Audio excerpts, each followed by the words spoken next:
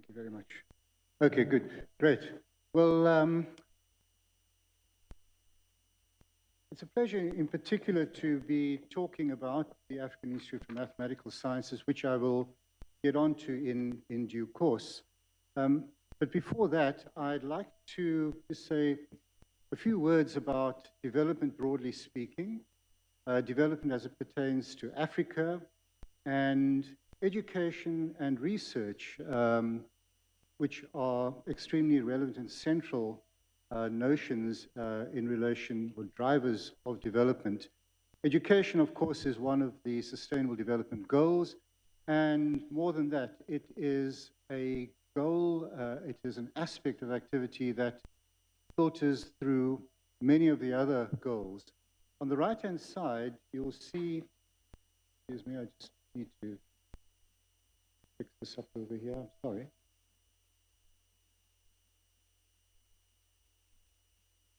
On the right-hand side, you'll see some figures taken from last year's UNESCO Science Report.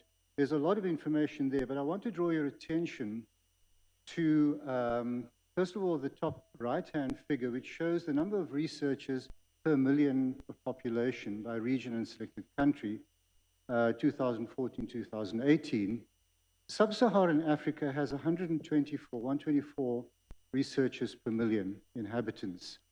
Compare that to North America, over 4,000, Europe, well over 3,000, likewise China, and one can make other sorts of similar comparisons.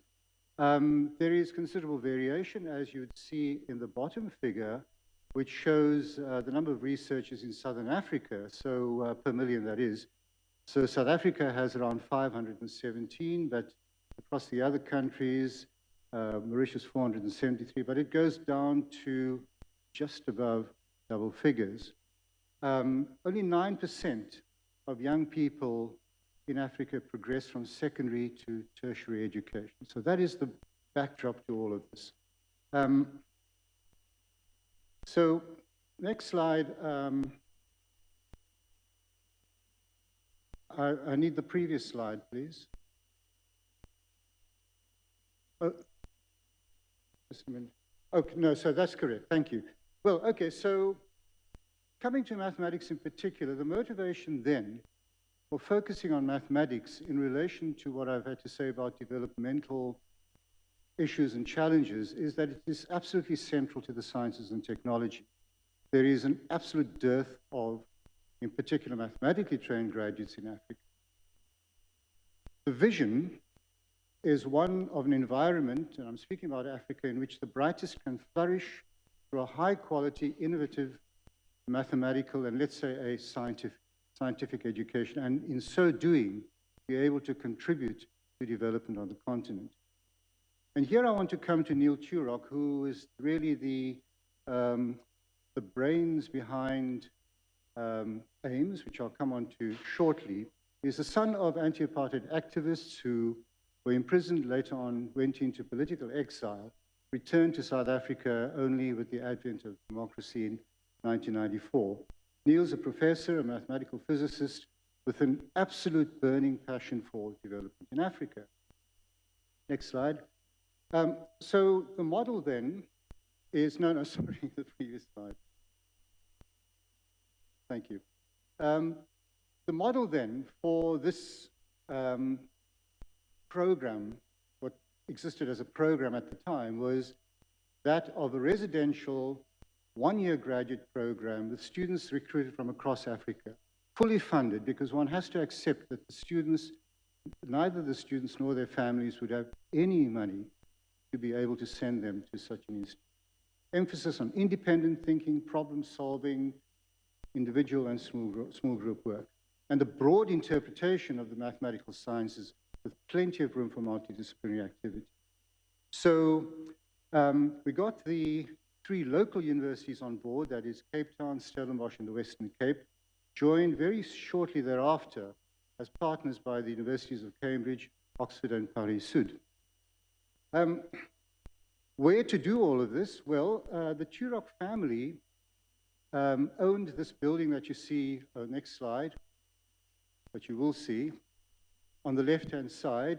It's in the suburb called Muizenberg, 20 kilometers from the center of Cape Town. It used to be a home for the aged, completely renovated. So students, visiting lecturers were accommodated in the building, had their meals there, lectures there, everything could take place in the building, just one street away from the beach. Next slide. Well, AIMS kicked off in September 2003, thanks to a lot of support from a range of institutions and donors. The initial intake had 30 students from 11 countries, 11 African countries, which are shaded in green there in the map on the right-hand side. Later on, it would get up to an equilibrium of around 50, up to 55 students each year. To date, this is only South Africa, there have been 900 alumni from 41 countries out of 54 in Africa. There is the master's program that I told you about, but in addition, in more recent years, over the last 5 years, we've had special programs, for example, in mathematical sciences for climate resilience, supported by RDRC in Canada, and the African Masters in Machine Intelligence, or AMI as it's known, in partnership with and sponsored by Facebook and Google. Well, next slide, and the next one. Thank you. So where to go from here? The idea then was one of replicating the model. What are the catalysts for these? There were two main catalysts. The first was that Neil Turok won a TED Prize in 2008. This is a prize worth $1 million. And in terms of the prize winners had to indicate what their wish was. This would be a game-changing wish, something that would result in a huge impact and huge change for the better, of course. And his wish, and you see the quote at the bottom there, is that you help us unlock and nurture scientific talent across Africa so that within our lifetimes we are celebrating an African Einstein. Next slide. And so AIMS, what I've been talking about is AIMS South Africa, but AIMS became the next Einstein initiative. The second catalyst which made this possible was a concerted push in some African countries. I'm giving Senegal here as an example. Mamadou Sangare, who was a professor at Université Cheikh Anta Diop in Dakar, and Vincent Riosseau from Paris Sud, working together to bring Senegal on board. And one had to get the governments on board because there had to be funding from local, from the governments of the countries concerned as well. Senegal came on board, followed by Ghana in 2012, then Cameroon, then Tanzania, and Rwanda is the newest member, which joined in 2016. I should just point out, you see Tanzania in italics, because Tanzania sadly had to close for various reasons. At the bottom there, you see a picture of the first 100 graduates in Ghana after 10 years. Next slide. Well, I've talked about AIMS as a network of institutes offering a one-year master's program. But then came the next step, which was that of expanding the scope beyond a teaching or a graduate program. First of all, to a research center, which was launched in 2008. This took root with a number of research appointees, and then subsequently with some very generous funding through the German Research Chair Program, funded by the Alexander von Humboldt Foundation with the German Ministry of Education and Research, IDRC of Canada, the Canada Research Chair in Climate Change, Chair in Data Science funded by Carnegie, and the Arete Junior Chair Program, which, as the name indicates, funded or funds junior chairs for a period of about 5 years, allows them to build teams, develop their programs, so that these high flyers thereafter can become real leaders, take up senior positions. Next slide.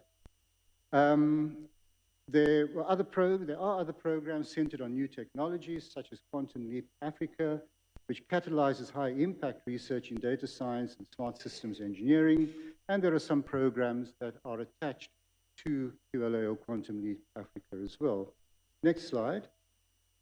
Further expansion, so research was one node of expansion, if you like. Another is the AIMS Schools Enrichment Center. So this is work with primary and secondary school teachers aiming to increase content, improve teaching approaches.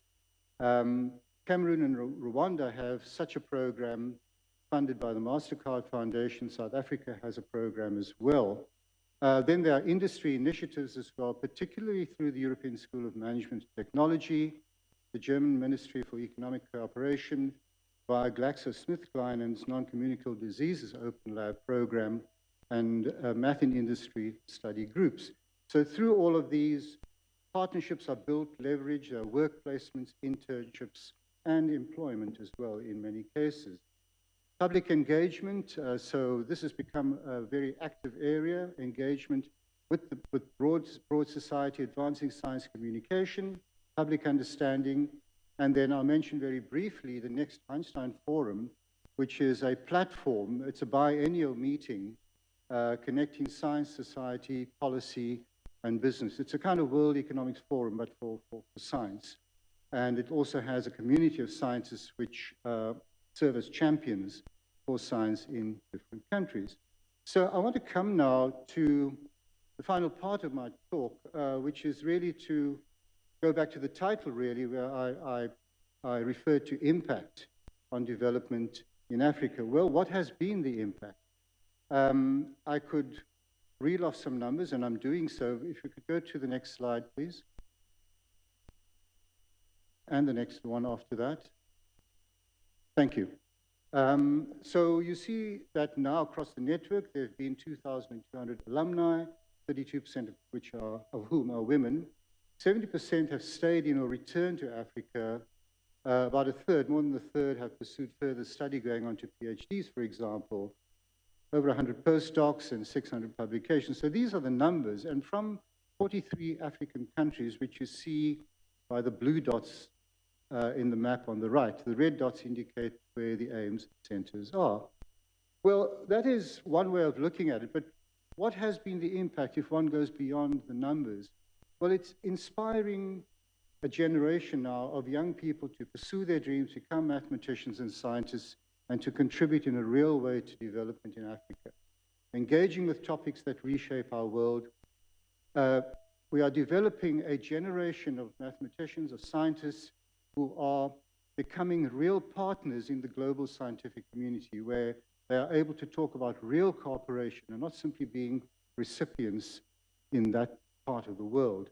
And of course, going beyond the boundaries of research through teacher development, industry partnerships, and public engagement. So this is what, in the words of Churchill, would be the end of the beginning. Where to next? Well, expanding the network. The goal is eventually to get to around 15 institutes from the 5 at present. It takes a lot of hard work to go country by country to bring countries on board in this way. But that is the one goal. And secondly, it doesn't only have to be AIMS. It doesn't only have to be the next Einstein initiative. So we are hoping that this will serve as an encouragement to other individuals and groups, champions of science and mathematics, to do likewise and establish institutes and networks in other parts of Africa. So I would just like to conclude by thanking many, many partners. I can't name or list, show all of them yet. Could I have the next slide, please? And the next one. The next one. Thank you. This is could simply not be possible without the kind of support we've had from all kinds of organizations. You see the flags of the 5 countries that have AIMS Institute at the moment, but you also see the logos of a number of organizations, not all of them, which have been key partners in this whole process of bringing the network to fruition. I've been very privileged to be involved in AIMS right from the start of AIMS South Africa. I still serve on the AIMS Trust, and it is absolute inspiration to be involved with and to engage with these cohorts of bright-eyed and super bright young people in Africa. Thank you very much.